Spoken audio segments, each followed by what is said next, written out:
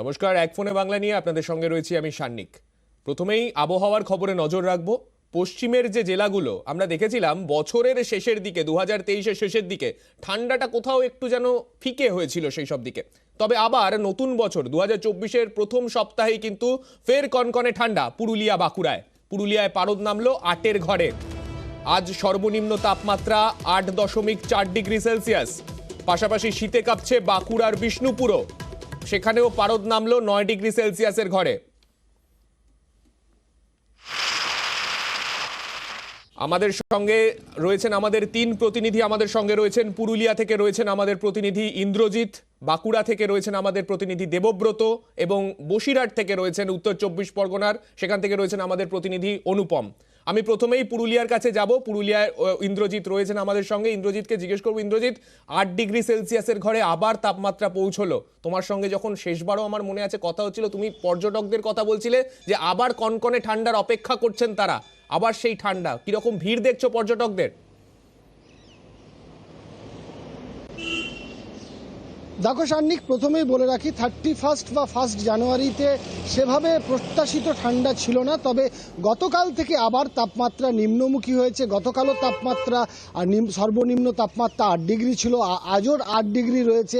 ফলে স্বাভাবিকভাবেই তাপমাত্রা 8 ডিগ্রি হওয়াতেই একেবারেই জাঁকিয়ে শীত যাকে বলা হয়, একেবারেই জাঁকিয়ে শীত পড়েছে এবং কনকনে ঠান্ডা। সকাল থেকেই জুবুথুবু অবস্থা জেলার মানুষের। সকাল থেকেই সেই শীতের চেনা ছবি জেলার সর্বত্র গ্রাম থেকে শহর আমরা দেখছি যে শীতে কাবু হয়ে গেছে। এবং এই গতকাল থেকে যে ঠান্ডা পড়েছে এর কারণে পর্যটকেরাও খুশি। তার কারণ এই সময় সাধারণত পুরুলিয়াতে পর্যটক কেন্দ্রগুলোতে ভিড় থাকে এবং পর্যটকেরা আসে, ফলে স্বাভাবিকভাবেই ঠান্ডা পড়লে পর্যটকেরা আনন্দ করবে এবং আনন্দে মেতে উঠবে।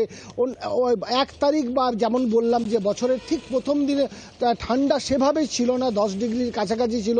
তবে যেভাবে ঠান্ডা পড়ছে, নিম্নমুখী হয়েছে তাপমাত্রা, তাতে পুরুলিয়ায় পর্যটক শিল্পের আরো অবশ্যই সেই পর্যটকদের ভিড় পুরুলিয়াতে ফের একবার চোখে পড়ছে, সেটাই বুঝতে পারলাম। এবং তুমি সঙ্গে থাকো আমাদের ইন্দ্রজিৎ। আমি চলে যাব একটু বাঁকুড়ার ছবিটা দেখবো।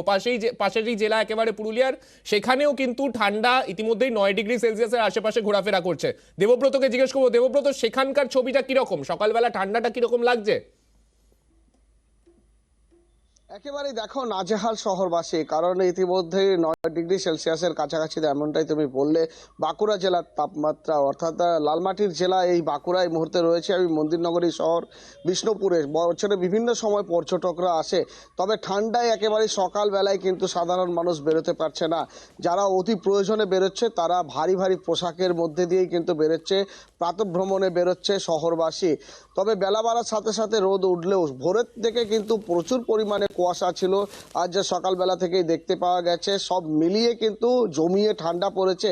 ঠান্ডার হাত থেকে বাঁচতে কখনো দেখতে পাওয়া যাচ্ছে আগুনে হাত সেঁকে নিচ্ছেন শহরবাসী, কখনো গরম চায়ের ভারে চুমুক। সব মিলিয়ে কিন্তু কিছুদিন আগেই, অর্থাৎ যেমনটাই তুমি বললে 2023-এর ডিসেম্বরের তাপমাত্রা অনেকটাই ঊর্ধ্বমুখী থাকলেও চেনা ছন্দে ফিরেছে আবার বাঁকুড়া জেলা। কারণ এই বাঁকুড়া জেলায় কিন্তু প্রচুর পরিমাণে ঠান্ডা পড়ে। সেই ছবি কিন্তু আবার এর আগেও 9 ডিগ্রি সেলসিয়াসের কাছাকাছি ছিল, তাপমাত্রা উঠেছিল। আজ আবার গত দুদিন ধরে প্রচুর পরিমাণে ঠান্ডায় নাজেহাল হয়ে পড়েছে শহরবাসী এই মুহূর্তে। সান্নিক, ফের ওখানে ঠান্ডার যে আমেজ, সেটার কথা বুঝতেই পারলাম। আমি এবার একটু বসিরহাটে চলে যাব। বসিরহাটে অনুপম আমাদের সঙ্গে রয়েছে। অনুপম, ওখানে তো কুয়াশার ছবি দেখা যাচ্ছে। কুয়াশার জন্য কি যানজট কোথাও একটা হওয়ার সম্ভাবনা ওইসব রাস্তায় হয়েছে এখনো পর্যন্ত?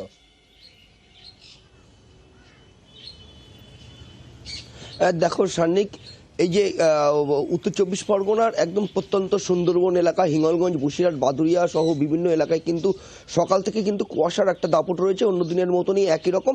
এবং বেশ একটা হাওয়া হচ্ছে, হাওয়া বইছে, সেই কারণে কিন্তু ঠান্ডা অনুভূতি হচ্ছে বেশ।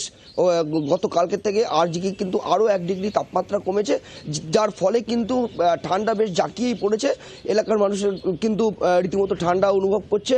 এবং এই যে কুয়াশা পড়েছে তার জন্য কিন্তু দৃশ্যমানতা কম হওয়ায় কিন্তু সুন্দরবন হিঙ্গলগঞ্জ লাগোয়া যেসব নদীর ফেরিঘাট আছে সেই ফেরি সার্ভিসগুলো কিন্তু বেশ কিছুটা সময় দেরিতে কিন্তু ফেরি সার্ভিস চালু হয়েছে, কিন্তু ট্রেন চলাচলে কিন্তু কোনো বিঘ্ন হয়নি। ট্রেন চলাচল কিন্তু সময় মতোই চলছে এবং রাস্তাঘাটে যেসব গাড়ি ঘোড়া চলছে তারা কিন্তু দৃশ্যমানতা কম হওয়ায় কিন্তু ধীর গতিতে গাড়ি ঘোড়া চলছে এবং যেসব টাকি এবং সুন্দরবন এলাকায় যেসব পর্যটকরা অন্য দিনের তুলনায় কিন্তু আজকে যেহেতু ছুটির দিন না, সেই জন্য কিন্তু অন্য দিনের তুলনায় কিন্তু পর্যটকের সংখ্যা যথেষ্ট কম, যদিও তারা কিন্তু হোটেল থেকে অলরেডি তারা বেরিয়ে পড়েছে এবং ঠান্ডা অনুভব করছে এবং নদীর কুয়াশা পড়েছে, দৃশ্যমানতাটা কম রয়েছে, সেটা একেবারেই ছবি দেখেই কার্যত স্পষ্ট হচ্ছে।